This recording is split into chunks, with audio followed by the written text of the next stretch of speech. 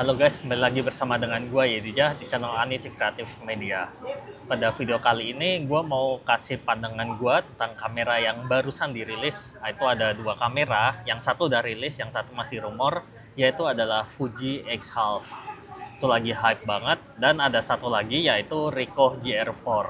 Gue belum pegang unitnya, tapi gue mau kasih sedikit pandangan gue tentang kedua kamera tersebut. Gue sebelumnya belum pernah pakai kedua kamera, tapi gue pernah coba-coba aja, dan gue punya temen yang memang mereka itu udah pakai gitu. Fuji banyak, tapi yang X-Half ini kan kayak kamera baru gitu bisa dibilang. Dan Ricoh ini juga kamera pocket, dan GR3 itu yang terbaru, dan belakangan ini kan rumor mungkin nanti bakal rilis di autumn nanti untuk GR4-nya. Dan kenapa gue ngebandingin dua kamera ini? Karena dua-duanya ini adalah kamera pocket dan di level yang sama menurut gue dari marketnya.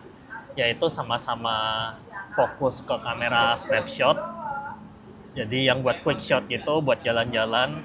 Biasanya memang dipakai fotografer kalau yang memang mereka mau up gitu skillnya. Dibanding pakai handphone aja, mereka pakai kamera SLR kegedean. Mereka cari kamera yang bisa dikantongin. Nah, kamera pocket ini adalah solusinya.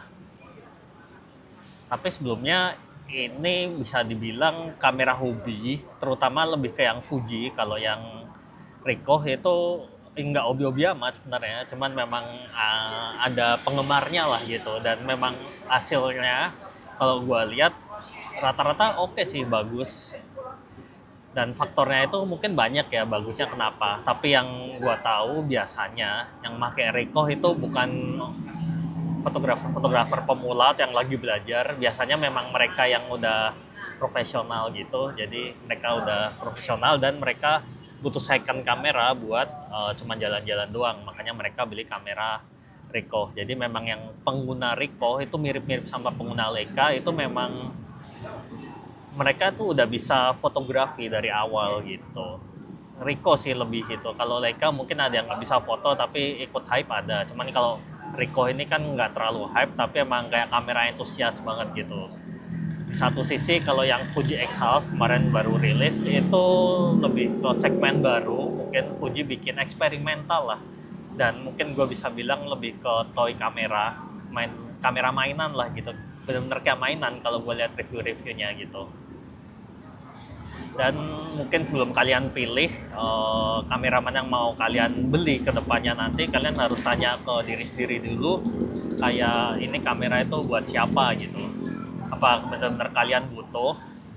Dan ya ini butuh-butuh enggak sebenarnya, lebih ke second atau third kamera mungkin kalau kalian cuman sekedar entusias atau hobi-hobi aja.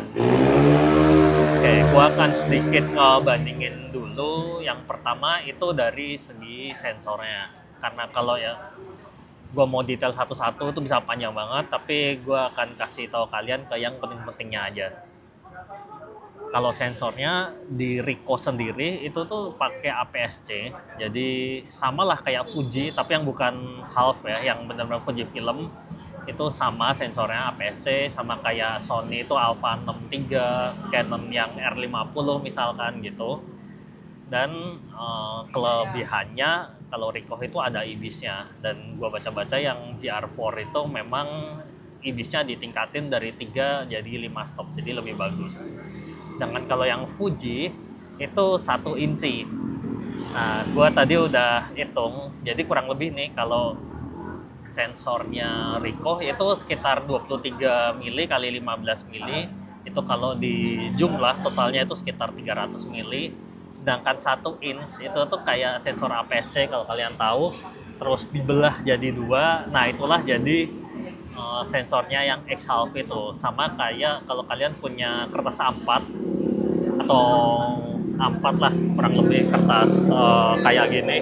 Ini notes gua, kertas A4. Ini kalau dibelah 2 itu jadi A5. Nah, itu kurang lebih yang setelah jadi A5 tuh itu sensor 1 inch-nya milik Fuji X-Half itu, seperti itu. Dan itu cuman luasnya sekitar 100 milian lah, jadi bukan setengah kalau dari jumlah luasnya, jadi lebih kecil, cuman sepertiga lah ukuran dari luasnya. Dan kelemahannya memang nggak ada IBIS-nya. Terus kalau dari lensa itu Fuji gue lihat speknya itu dia ada di equivalent 28 mili f2,8. Dan kalau yang kebalik ya, tadi kayaknya kalau yang Ricoh itu yang 28 mili, jadi lumayan wide. Kalau yang Fuji itu sekitar 32 mili, sama-sama di f2,8. Jadi dari segi performa lensa mungkin kurang lebih mirip ya, sama-sama f2,8.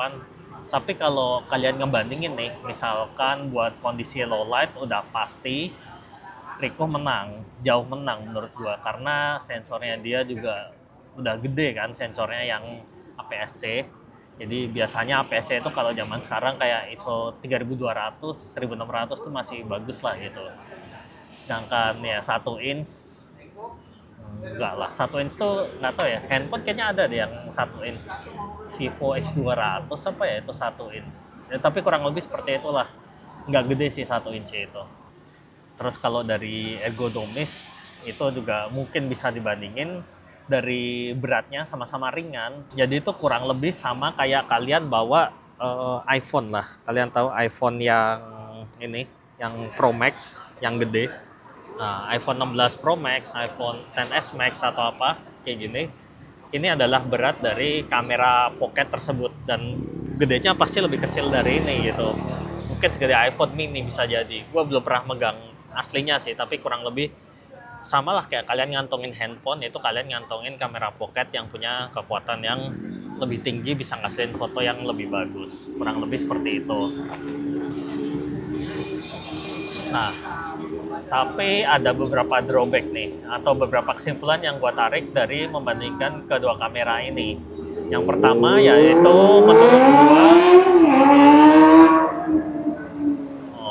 berisik. Oke, jadi yang pertama itu menurut gue sebenarnya kedua kamera ini tuh bukan buat profesional job.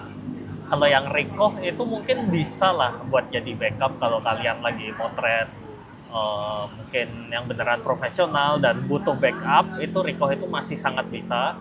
Selain karena dia ada hot shoe-nya, itu juga sensor 1 inch itu masih sangat-sangat bagus banget buat foto maupun video.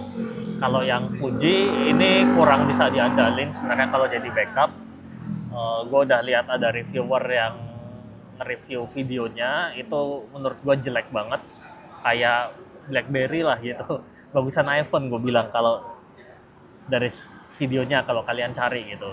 Cuman kalau dari fotonya memang nggak bisa buat backup, tadi gue udah bilang, tapi buat seru-seruan aja lah. Kayak memang dia itu sensornya itu kecil tapi benar-benar ngandalin filter, jadi mereka banyak main filter, ada film simulation dan sebagainya, dikasih grain. Justru kalau kamera gede APS-C mereka tuh ngurangin grain gitu, kayak Ricoh itu warnanya lebih flat banget, sedangkan kalau Fuji itu sengaja ditambahin grain supaya dapat film simulationnya misalkan seperti itu, dan masih banyak filter-filter lainnya.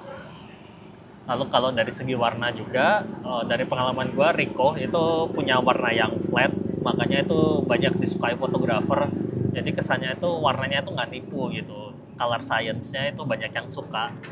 Dan kalau buat diedit pun itu masih enak. Sedangkan kalau Fuji itu nggak buat diedit, jadi memang ya udah kalau kalian udah motret kayak gitu aja pakai filter insannya langsung jadi gitu. Dan kalian juga perlu tahu yang Fuji itu sensornya dia nggak horizontal seperti ini tapi vertikal, jadi fotonya mungkin berapa itu, gue nggak tahu, mungkin 3x4 ya mungkin ya, tapi nanti bisa dicek.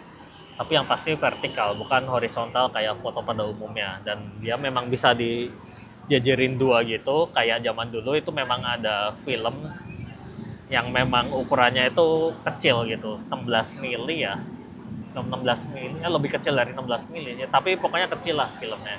Jadi kalau biasa dulu itu misalkan satu roll bisa 32, itu kalau pakai yang sensor half itu jadi 64. Jadi kurang lebih konsepnya seperti itu jadi pengembangannya dari Fuji lah. Terus tadi dari aspek rasio gue juga udah bilang Fuji lebih unik. Kalau Ricoh itu sama aja 3:2. Dan gue tadi ada yang sedikit lupa, itu kalau dari ergonomisnya memang Ricoh itu agak lebih bagus lah karena dia tombolnya itu lebih banyak gitu. Gue udah lihat reviewnya juga, jadi buat shortcutnya kalau memang mau uh, quick ganti-ganti menu atau apa itu lebih gampang kalau di Ricoh. Sedangkan kalau Fuji itu gue udah lihat di websitenya Fuji itu memang agak susah, jadi memang dia itu mengandalkan touchscreen banget kalau mau ganti-ganti ISO, ganti shutter speed dan sebagainya gitu. Jadi ya memang ngandalin screen banget, touchscreen, dan touchscreennya itu kecil seperti itu. Setelah itu gue akan masuk yang terakhir yaitu ke harganya. Kalau Fuji X-Half itu kemarin baru rilis, harganya di Indonesia itu sekitar 12,8 juta kalau nggak salah. Itu harga yang menurut gue oke, nggak buruk-buruk amat sih, tapi kalau gini ya, kalau dipandang dari toy kamera, jadi kayak kamera mainan lah, memang buat antusias, itu agak mahal banget sih. Jujur buat gue itu mahal banget, 12 juta buat sensornya segitu. Tadinya gue pikir buat sensor segitu itu minimal mungkin bisa micro four third lah, atau apa ya, mungkin kamera yang APS-C masih bisa lah, harusnya harga 12 juta. Masa sih kayak EOS R aja, EOS RP itu kan full frame aja 12 juta gitu. Fuji emang agak mahal, ya seperti itulah, tapi gua nggak expect buat sensornya sekecil itu sih. Tapi memang ada keunggulannya kalau sensor kecil itu fokusnya juga nggak terlalu tipis, jadi sama-sama f2,8, tapi kalau kalian bandingin bokehnya nih, kalian mau sama-sama foto orang bokeh, itu f2,8-nya Ricoh pasti lebih bokeh dibanding f2,8-nya dari X-Half, karena memang ukuran sensor itu mempengaruhi bokeh, sangat mempengaruhi bokeh seperti itu. Jadi kalau dari perhitungan gua mungkin dengan bokehnya f2,8-nya Fuji itu kurang lebih sama dengan bokeh kalau di Ricoh itu mungkin f5,6 kali, mungkin ya, mungkin sekitar segituan, atau 6,3 mungkin, atau 7,1. Itu perhitungan gue, coba kalian nanti kapan-kapan gue bikinin kontennya. Jadi memang perbandingan sama-sama spek yang sama, kalau F yang sama itu kamera full frame sama APS-nya aja bokehnya beda kan, apalagi sama medium format itu kayak F4 aja udah bokeh banget. Nah itu kurang lebih seperti itu. Terus ya tadi lagi ngomongin harga jadi kemana-mana. Jadi yang tadi kan Fuji 12,8, kalau Ricoh itu belum muncul harganya, cuman kalau dari pas event, jadi yang Ricoh GR3 itu kan harganya sekitar 18 juta, memang agak lebih mahal, 1,5 kalinya dibanding Fuji, tapi dengan fitur yang lebih banyak juga tentunya kalau buat profesional, entusias, biasanya street photographer seperti itu. Dan gua nggak tahu GR4 berapa, tapi ya let's say kita asumsikan kurang lebih sama lah, sekitar 18 jutaan. Worth it atau enggak? Menurut gua kalau kalian memang punya duit dan kalian mau have fun, Fuji X-Half itu bakalan jadi kamera yang bakal jadi fun banget lah buat kalian.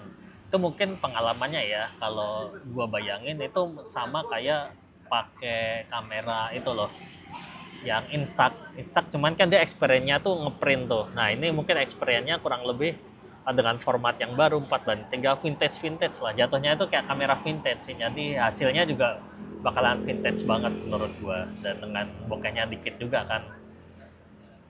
Tapi kalau kalian memang street photographer misalkan, kalian mau jalan-jalan ke luar negeri, butuh kamera yang lebih kecil yang nggak terlalu ngebebanin kalian, Ricoh itu bakal jadi pilihan yang lebih tepat menurut gua dibanding Fuji ini.